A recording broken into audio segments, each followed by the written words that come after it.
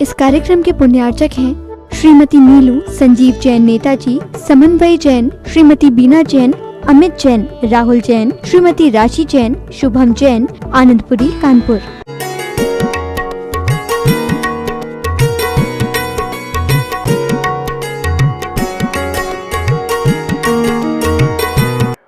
चर्चा चल रही है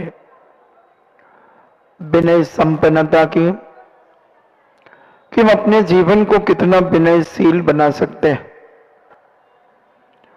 क्योंकि अहंकारी बनाने के लिए कोई स्कूल नहीं होता है, कोई कॉलेज नहीं होती है, कोई कोचिंग नहीं होती है, कोई शिक्षा का स्थान नहीं होता जहां व्यक्ति को अहंकारी बनाया जाता है।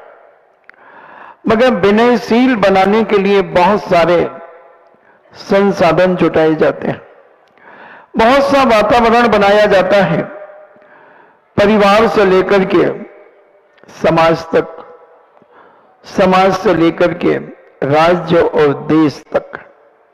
हर व्यक्ति यही चाहता है कि मेरे नजदीक जो भी व्यक्ति आए वह बहुत विनयशील होकर के आए, क्योंकि विनय हर व्यक्ति को अच्छी लगती है।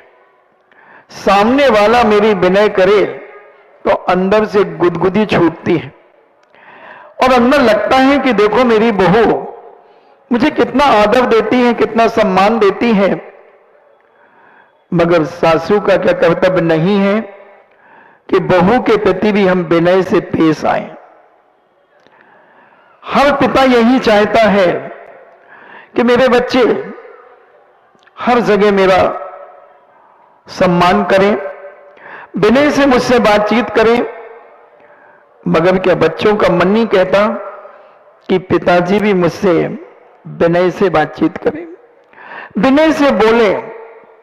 क्या नहीं होता? होता है। मगर हर व्यक्ति यही चाहता है केवल मैं, और मैं शब्द ही उसके अहंकार का एक प्रतिबिंदु है, एक उसके अहंकार का सूचक है।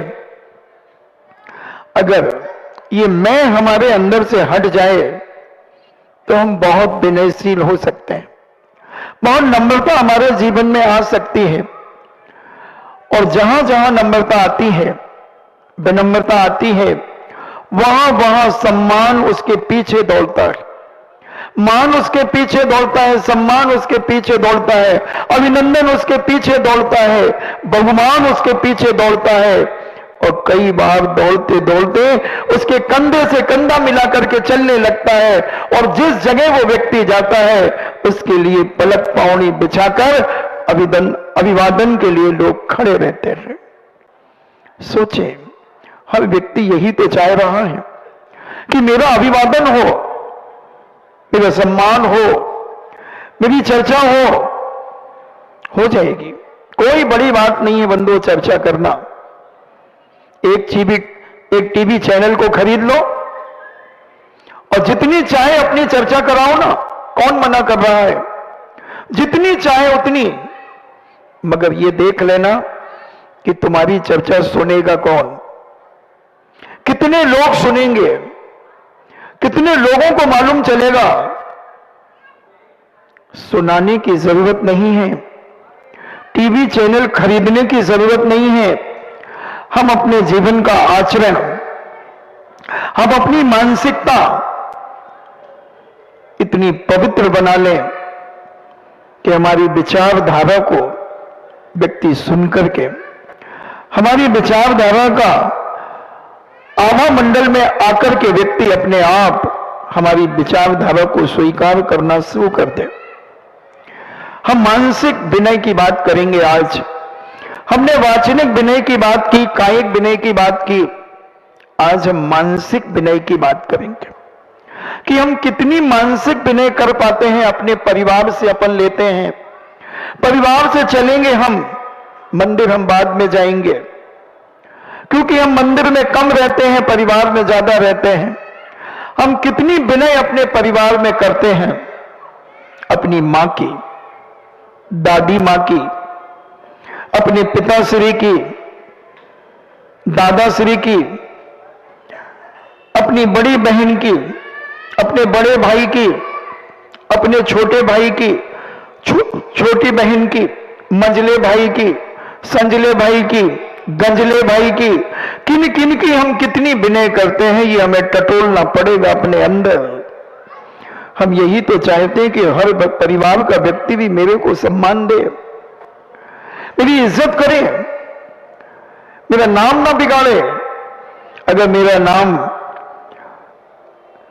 राकेश है तो कोई रक्कू ना कहे, रक्कू ना कहे, मुक्कू ना कहे। अगर मुकेश है तो ये मुक्या नहीं, अच्छा नहीं लगता कोई नाम बिगाड़ता है तो। फीलिंग होती है एक अंदर, और सही बात है, फीलिंग होना ही चाहिए, क्योंकि माता पिता ने ज्योतिष के अनुसार जो उसका नाम रखा है वही नाम तो बोलना चाहिए।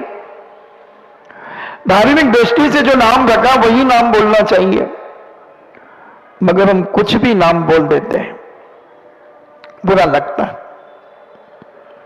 हर व्यक्ति को बुरा लगता है, एहसास होता है, मगर 5 मिनट अगर हम 24 घंटे में 5 मिनट सोचें कि हमने कितनी देर किन किन लोगों को सम्मान दिया है, मानसिकता में सोचें। हमारे अंदर का हमने बहुत मीठा बोला है, मगर क्या मानसिकता भी यही कह रही है जो आपने कहा है? सोचना जरा, क्या मन वही कह रहा है तुम्हारा? जो तुमने वाणी से निकाला है वही मन के अंदर था, कि मन में कुछ और था और ऊपर से तुमने और कुछ कर दिया है?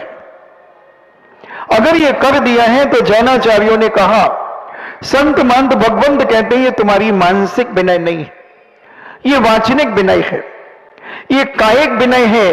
क्योंकि मानसिकता में उस व्यक्ति के प्रति तुम्हारा क्या भाव था? मगर वो संपन्न घराने का था, उसकी चाल चलन खराब है, उसका खान पान खराब है, तो हमारी मानसिकता में उसके प्रति भी विचार खराब ही होंगे। मगर कोई क्या कहेगा, इस दृष्टि से हमने उसका सम्मान कर दिया, उसे इज्जत दे दी, तो ये वाचनिक और कायिक विनय है, मानसिक विनय नहीं है। समझ में आ रहा है ना? मानसिक विनय, इसीलिए शुद्धि बुलाई जाती है, मन शुद्धि, वचन शुद्धि, काय शुद्धि। आपके मन कितना विनयशील है, कितना शुद्ध है, आप जिन्हें आहार दे रहे हैं, कहीं मन में ये तो नहीं आ रहा, अरे बड़े महाराज जी को आना था, ये छुल्लक जी आ गए। हाँ, डोंट वरी, हो सकता है। अब आपका मन शुद्ध नहीं है, अब आप कितनी भी शुद्धि बोले, आपकी मन शुद्धि नहीं है। वचन तो आपने बोले हैं, काय भी झुकाई है,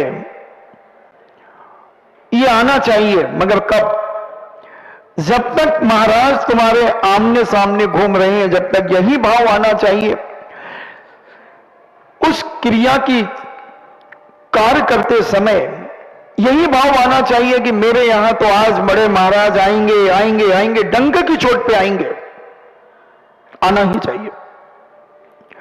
और जैसे ही उनका परगाहन हो जाए, मानसिकता को बदल देना चाहिए।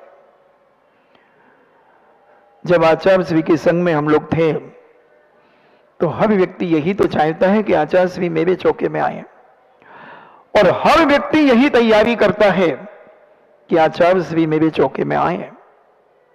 और जैसे ही आचार्य श्री का परगाहन हो गया, फिर उसके बाद जो महाराज निकलेंगे वो आए, वो भी नहीं आए, तीसरे चौथे पांचवें छठे सातवें जो भी एलक छुल्लक, उस समय माथा अगर ठोक लिया, माथा में अगर थोड़ा सा झटका लग गया, तो बस खत्म। एक घटना 1986 की पपोरा की घटना है। गर्मी का समय था, 150 पौने 200 चौके लग रहे थे। एक भाई मेरे पास प्रतिदिन आता था, मेरे पैर छूता था, तो बोला भैया कोई भी बात करता।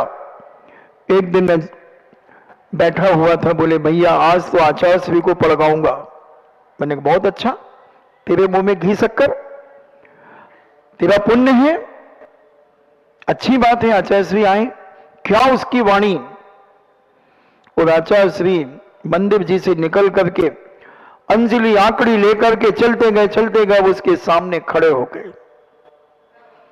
मैंने कहा वाह वाह क्या पुण्य। हम भी भावना भा रहे थे कि आचार्य श्री आएंगे, मगर किसी भाई के यहां चले गए, कोई गम नहीं। और जैसे ही परिक्रमा लगी, एक परिक्रमा लगी, दूसरी चालू हुई, और उस्ताद मुझे मूंछों पे ताव दे करके आंखें यूं कर रहा है, इन्हें वो कह रहा देखा। मैंने कहा और आगे। और हमारे आचार्य महाराज वो नीचा सिर जरूर किए रहते, मगर उनकी आंख दोनों तरफ की बहुत दूरी को देख लेती है। और उन्होंने देख लिया, और दूसरी परिक्रमा पूरी नहीं हो पाई, और वो बीच में से निकल करके फिर घूमने लगे। हमने भी पूरी ताकत लगाई, मानसिकता को पवित्र किया, वाचनिकता को पवित्र किया, काय को पवित्र किया, और जितना नम्र होते बना हमसे नम्र हुए, और हमारी भक्ति आचार्य श्री को खींच लाई। परगाहन हो गया। बहुत साल पुरानी बात है, आप लगाएं 86 की बात है। कितने साल हो गए? 23 साल तो ये, और 14 साल वो, 37 साल पुरानी बात मैं आपसे बता रहा हूं।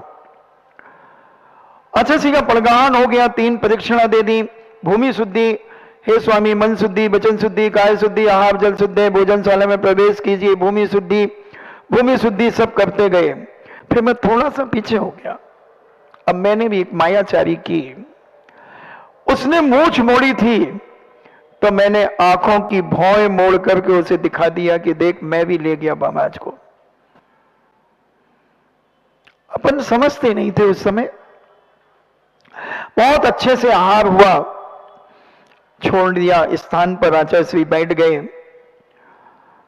और जब सभी लोग चले जाते थे फिर आचार्य श्री लघु शंका जाते थे।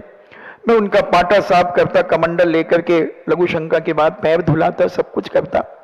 इतने में वो भाई आया, उसका नाम था, बता दूं, एक अम्मा टीकमगढ़ की बैठी है, वो समझ जाएगी, बबलू बुखारिया। वो हंस गई, और वो भाई बहुत रोते चीखते आया, महाराज जी क्या गलती थी? अच्छा सी कहते हैं तुम्हारे मन में विनम्रता नहीं थी, अहंकार की बू आ रही थी, तुम्हारी काय में भी अहंकार झलक रहा था। और जब मन शुद्ध नहीं है, वचन शुद्ध नहीं है, मन में विनय नहीं है, वचन में विनय नहीं है, काय में विनय नहीं है, तो फिर साधु आहार कैसे करेगा? उसे तो समझा दिया, और मेरा शरीर अंदर से कांपने लगा। घबराहट हो जाती ना, तो अंदर से शरीर कांपता है। मैं कपने लगा। आचार्य से ने कहा चलो ध्यान रखना, वैसे नहीं करना चाहिए। आशीर्वाद दे दिया, चलो भोजन करो। मैं उपवास करूंगा। नहीं करोगे उपवास, चलो। अब सब चले गए। मैंने चारों तरफ देखा। मैंने आचार्य श्री, हाँ, मैंने कहा मुझसे भी एक गलती हो गई। ये तो क्या हुआ? मैंने कहा महाराज जी उन्होंने मूंछ मोड़ी थी, वो तो आपने देखा, आप लौटे। मैं बहुत अच्छे से खुल के बात करता था, जैसे मैं आपसे बात कर रहा हूं। खूब चुटकुले सुनाता था आचार्य श्री को। कई बार तो वो पेट पकड़ पकड़ करके हंसते थे, खूब हंसाता था। तो मैंने कहा महाराज आप लौट करके मेरे यहां आए थे? बोले हाँ। क्या हुआ? मैंने कहा महाराज जी मैंने भी उनको ये आंखों की भौं मोड़ दी थी। गड़बड़ ही है, ऐसे नहीं करना चाहिए। मैंने कहा जो प्रायश्चित हो वो दे दीजिए। बोले तुम समझदार हो करके? मैंने कहा महाराज जी अब इसमें समझदारी क्या करेगी, ईंट का जवाब पत्थर से दिया जाता है, सारी दुनिया जानती है। नहीं, ध्यान रखना। मैंने कहा आप जो प्रायश्चित दो, आज के बाद कभी ऐसी गलती नहीं होगी। बोले यही प्रायश्चित है कि तुमने अपनी गलती को स्वीकार कर लिया। तो मानसिकता को इतना पवित्र रखें कि हमारे अंदर किसी के प्रति बुरे भाव ना आए। उसकी गलती पर, उसकी बुराइयों पर तो हम थोड़ा सा बुरा करें, मगर उस व्यक्ति के प्रति हम पाप से घृणा करें, हम पापी से घृणा न करें। अगर ये क्रियाएं हमारे अंदर उत्पन्न होती हैं तो हमारी मानसिकता जितनी अच्छी होगी उतना हमारा जीवन स्वच्छ पवित्र होगा, हमारा सोच बहुत अच्छा होगा, हमारा परिवार का बहुत अच्छा परिवार होगा। अगर हमारी मानसिकता में परिवार के किसी भी व्यक्ति के प्रति थोड़ा सा भी अगर विकल्प है तो हमारी नींद हराम हो जाएगी, हम सो नहीं पाएंगे, हम जागते रहेंगे, लेटे तो रहेंगे हम बिस्तर पर, मगर पता नहीं कितनी दूर दूर की बातें हम सोचने लगेंगे। 1 दिन, 2 दिन, 3 दिन, 4 दिन, और सिर भारी होने लगेगा, क्योंकि ज्ञान के तंतुओं को, मस्तिष्क को विश्राम नहीं मिल रहा है, और हमें चिड़चिड़ापन जागृत होगा। हम गुस्से में कुछ भी कह देंगे, अब शब्द कहने लगेंगे, घर में एक चर्चा का विषय बनेगा, पता नहीं क्या हो गया, कोई ऊपरी बाधा तो नहीं हो गई। बहुत जल्दी मन जाता है, बहुत जल्दी मन जाता है कि कोई ऊपरी बाधा, किसको इतनी फुर्सत है कि जो तुम्हारे पास आएंगे। कौन सा देवता आएगा, है क्या तुम्हारे पास देवता के सामने? न रूप है, न वैभव है, न बल है, कुछ भी तो नहीं हो, न ज्ञान है। क्यों आएगा वो अपनी 32 देवियों को छोड़कर? सबसे छोटा जो देवता होता है, जिसकी 10,000 वर्ष की आयु होती है, भवनवासी, व्यंतर जोशी आदि, इनकी 32 देवियां होती हैं और सर्वांग सुंदर होती हैं। तुम तो आर्टिफिशियल सुंदर बनने का प्रयास करते हो, ब्यूटी पार्लर में जाकर के सुंदरता दिखाना चाहते हो। अब बहुत सारे लोग दिल्ली के बैठे थे, तो बात थोड़ी लिपस्टिक की चली। मैंने कहा कि राजस्थान में बहुत सारे लोगों को ब्रेस्ट कैंसर हो गया है लिपस्टिक लगाने से। और जब मैं वहां प्रवचन देता था तो वहां की महिलाएं, बहुएं कहती थी, महाराज जी 10 साल से लगा रही हूं, 15 साल से लगा रही हूं, अभी तक कोई कैंसर हुआ नहीं, आप फालतू की बातें करते हो। मैं बहुत कहता था कि देखो, जब तक आपकी बॉडी में अवरोधक शक्ति है रोग को रोकने की, तब तक कोई भी बीमारी आपकी बॉडी में नहीं होगी, और जिस दिन ये शक्ति कम होगी उसी दिन आपको वो बीमारी अटैक कर लेगी। और ढेरों माताएं, बहुएं ब्रेस्ट कैंसर से ग्रसित होकर के इसी आगरा में कई बार आई हैं। एक एक स्तन उनका कट गया उस कैंसर के कारण। तो आदमी को विश्वास नहीं होता है, उसकी मानसिकता में यह बात नहीं पहुंच पाती है, और जब वो घटना घट जाती है तब वो दुखी होता है और तड़पता है। जब चिड़िया चुग गई खेत, अब पछताए होत क्या।